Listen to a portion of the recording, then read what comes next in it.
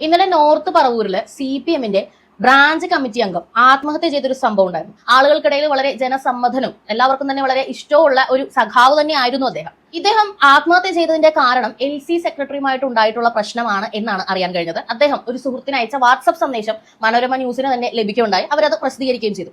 അദ്ദേഹത്തെ ഈ LC secretary കള്ളനാക്കി എന്നാണ് പറയുന്നത്. ഇന്നേ നിമിഷം വരെ വേറൊരു മാധ്യമങ്ങളും ഇതിനെക്കുറിച്ച് ചർച്ച ചെയ്തിട്ടില്ല.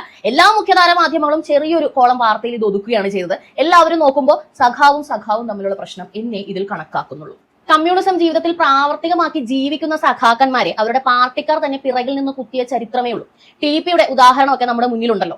ഇതുപോലുള്ള പുഴുക്കുത്തുകളെ കാണാതെ വിടുന്നത് അല്ലെങ്കിൽ ഇഗ്നോർ ചെയ്ത് വളർത്താൻ വിടുന്നത് കൊണ്ടാണ് ഈ പാർട്ടി ഇന്ന് പാതാളത്തിലേക്ക് താഴ്ന്നു പോയിക്കൊണ്ടിരിക്കുന്നത്.